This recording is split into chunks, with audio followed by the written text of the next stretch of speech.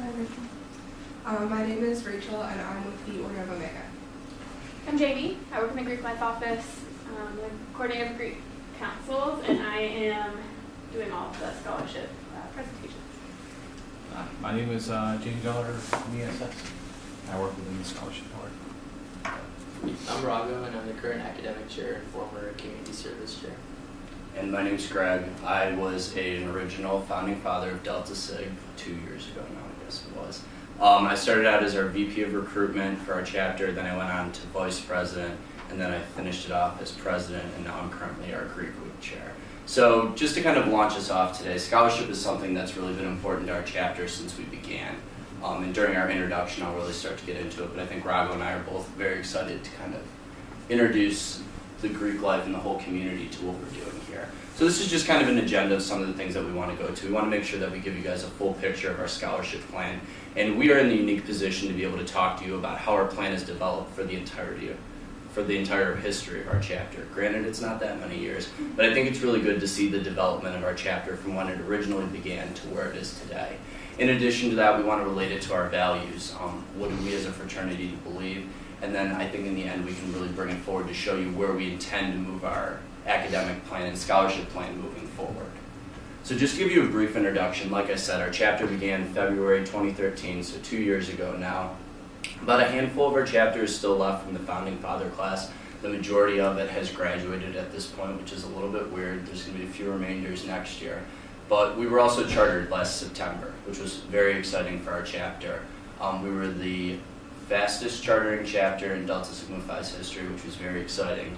And I think one thing that's really cool about that is when we first started out during our first exec meeting, our president at the time, Sid Day, sat down and he said, "My goal for this chapter is to pull us through and make us the fastest chartering chapter in Delta Sig's history, and also to really push all of our goals and make sure that we're moving forward and make sure that we're not just chartering but we're achieving." And I think that really does link into our academic plan. With that, academics really has been a core focus. Becoming a new chartered chapter, we really from the beginning had to look at our goals and say, what is important to our chapter, what is important to our brotherhood? And when we sat down during those original retreats, and what we were hearing was that academics really was the centripetal force behind what our brothers wanted to do, especially with our founding brothers. They were already very involved on campus. They were doing a lot of different things, whether it was sports and everything else. And academics really was something that could kind of pull everyone together. We go to Case Western, it's a fantastic school, and no one really wanted to make Delta Sig that thing that was going to pull them away from their core focus of what they were going to try to do. So academics truly was and is a core focus of our chapter. And I think it's important to emphasize, and I think we'll emphasize over the course of our presentation, that this is something that we've adapted over time. We haven't stuck with just one plan or one idea of what academics and scholarship means to our chapter. We've really worked to make sure that that's something that we're growing and improving as we go. And back to that original first meeting with our executive board, one thing that we really did emphasize was that chapter success, whether that meant we were going to have 80 brothers, 100,000 community service hours, whatever it was going to be, it wasn't going to mean anything if we didn't have academic success. And I think that's why I and Rago also and our entire chapter is so passionate about what we do. So this is a slide showing basically just the GPAs over since our beginning. And as you can see, there's two important key takeaways from this slide. So first of all of our members have increased since we first got chartered to today in terms of GPA rather significantly. And more importantly, the new members have also increased. And the cool thing about this is that, as you can see, not only have they increased, but the GPA of the new members is consistently every single year higher than that of all of our members. And this sort of plays into one of our biggest values in that we want to recruit every year a class that's better than we had before. And granted, we're not saying that like GPA is the end-all be-all of what academics is, which we'll talk about more in this, but this is just sort of to start us off. Our premise is that we want to keep recruiting new members that are better than our current members. And that's where I'm getting this.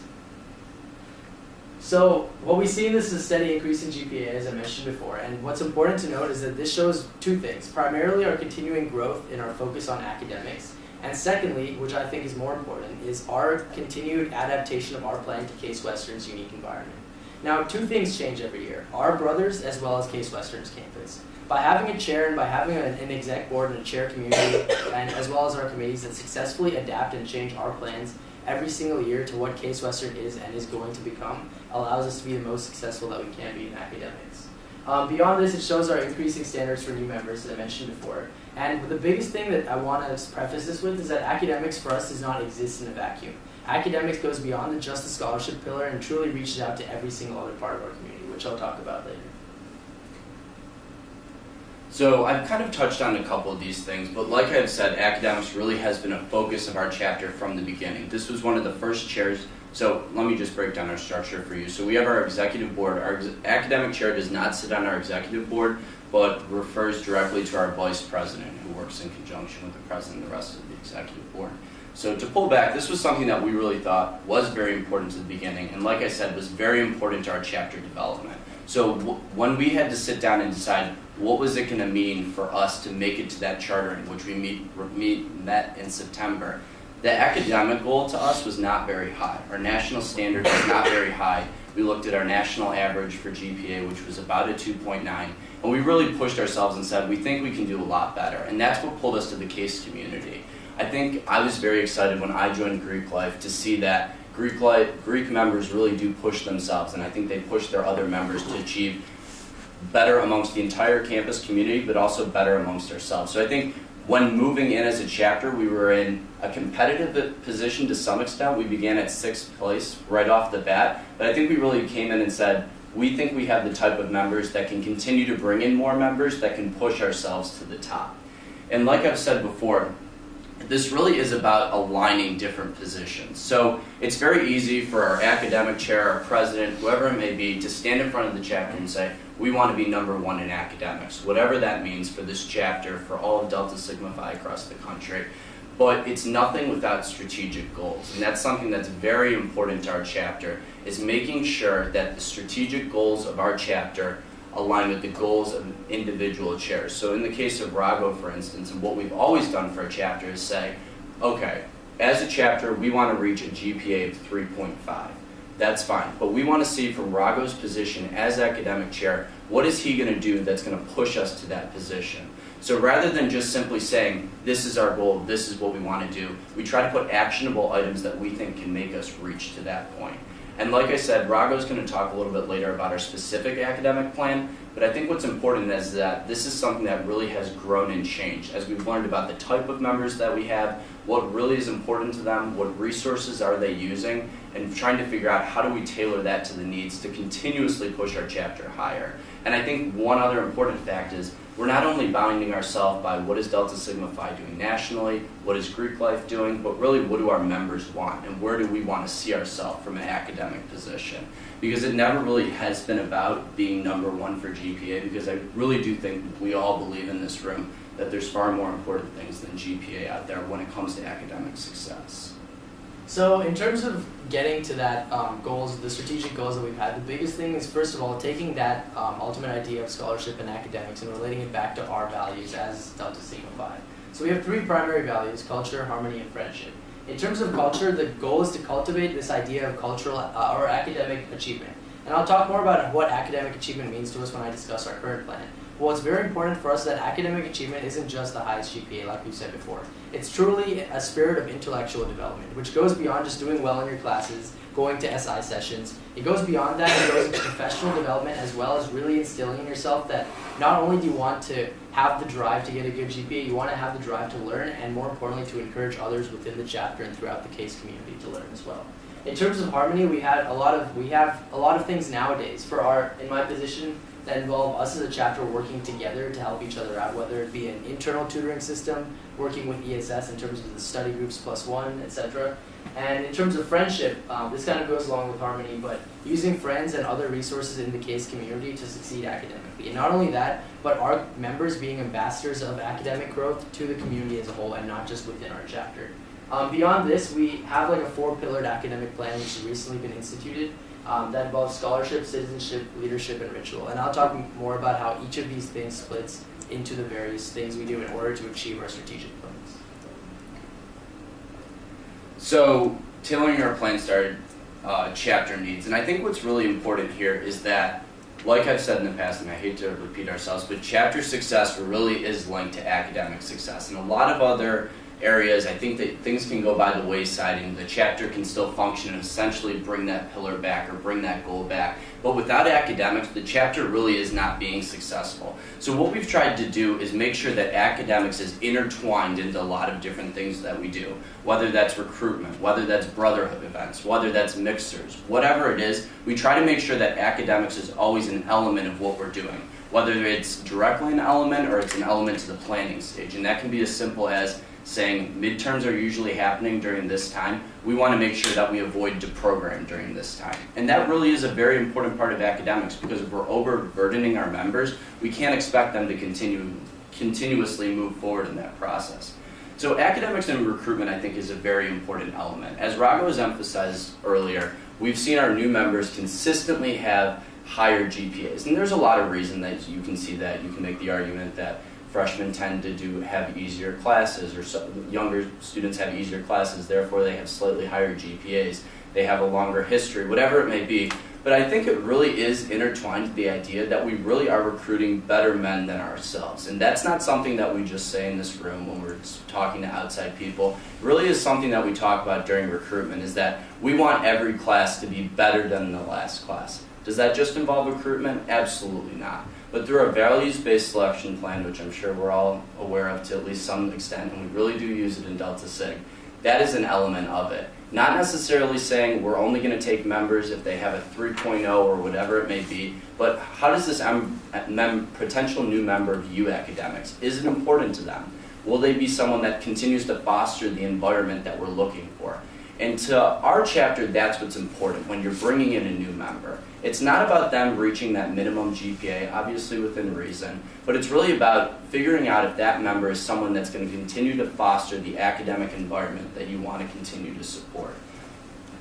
In addition to that, we try to reevaluate what we're doing, whether that's the academic plan or the chapter actions as a whole and how that links to the academic plan at many different levels. So I think all too often the executive board is the one that's making a lot of decisions for the chapter. But what we've done in our structure is tried to push that down to the individual members so that they are being linked in to creation of those plans. So what we have in our chapter is called a strategic planning committee. From what we've heard, it's pretty unique compared to the chapters on campus and also nationally. And what this is it's a member of non-executive members. I think we have 4 members on it now, from all different levels within our fraternity, freshmen, juniors, seniors, and they sit down and they're the ones responsible for weaving together the chapter goals and the chair goals. And that is very important to academics, as I've emphasized before. So what you're seeing here is we have it at our executive level, our strategic planning level, and then it's very important to get the entire chapter bought into what we're doing. And that's something that you see in our chapter meetings on a regular basis, which I think is very important. So I think another very important thing to emphasize is that one semester doesn't indicate forever, whether that's a good academic semester or a bad academic semester. And I think we're all too often, especially during recruitment, willing to buy into an individual member and say, oh, well, they had a 4.0 last semester, so they're a perfect member, or this potential new member had a 2.5 last semester, therefore they're not a good member for our chapter. And I don't think our chapter likes to think of it that way. We like to look at it in a holistic process. And when we go through our academic plan, I think you'll see how it's a part of every step along the way in the membership process. And making sure that we don't just say, you know, Rago has a 4.0, therefore he's going to be the academic chair as long as he goes. It's important that we continue to help Rago because there's older resources and even younger resources that would be more than willing to help him along this process. No member is perfect. Kind of like I emphasized, if a member falters academically in their career, whether they're a member, a potential new member, a new member, or a full member of their chapter, it's important that we link our resources to them and never give up on somebody. I think that it's the bad mantra to talk about expelling a member because they've had a bad semester, because if our recruitment process is properly linking in the values and the academic ideals that we look for in people, we should be able to stand by that member throughout their process and help them get back up on their feet, because things happen, whether it's academic, personal, anything. We need to be there for our brothers and for our members. And lastly, I think it's important to emphasize that a lot of things influence academics. There's study skills, there's group meeting styles, learning styles, all these different things. But there's also, beyond the academic realm, personal issues. And I think that's where we try to link university counseling services, brotherhood resources, talking to our academic chair, talking to our brotherhood chair, and making sure that individual brothers are getting the resources that we need. Because if a brother is happy and healthy and enjoying their college experience, we really do believe that that's going to link directly to their academic well-being within our chapter and within their whole college career. Alright, so in terms of starting off the current plan, I already talked a bit about how our view of academics is rather intellectual development rather than just academics. One thing I want to do to lay the groundwork for this is that our way of situating our academic position isn't like a lot of other chapters in both our national fraternity as well as on campus, where exec sets the goals, like he said, it comes down to the chair and then to the members. Instead, what we have is the strategic planning committee lays the groundwork for what they want to see. For example, these actionable SMART goals, where like 90% of members will have a job or be in a graduate program upon graduating, etc. They send that to exec. Exec reviews those, and then exec brings it back down to me and says these are our overall goals, that like we want this many members to be graduating with, whatever. And then I look at those goals and I set for myself little items, I call them initiatives, that I can do within the chapter. And one thing that I've tried to do that's sort of built upon what the previous academic chair did is set up a large committee. So my committee right now is the largest in our chapter, and it's around 9 to 11 people right now, depending on who joins in the next week. And what I do is I set these initiatives out. I have around 12 to 13 initiatives, which I'll talk about on the next slide. And these initiatives get sent out to our committee, which is made up of members, which are not like chairs, they're not in any real position of leadership. And then they sort of take those initiatives and put them into action. So in effect, it's not really me leading the change that occurs within our chapter. It's our members leading the change for their fellow members. And that's the goal of, the idea of fraternity as a whole, as well as our specific academic chair position.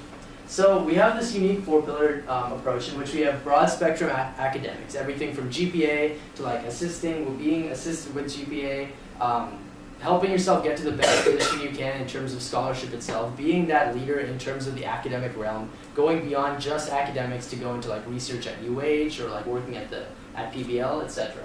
That goes under the scholarship pillar. Then under the citizenship pillar, we have tailored academic assistance for each person, and that's really being a global citizen in terms of yourself as an individual. So if I see somebody who's doing extremely good in mechanical engineering, he's going to go out of his way to like help other brothers in mechanical engineering.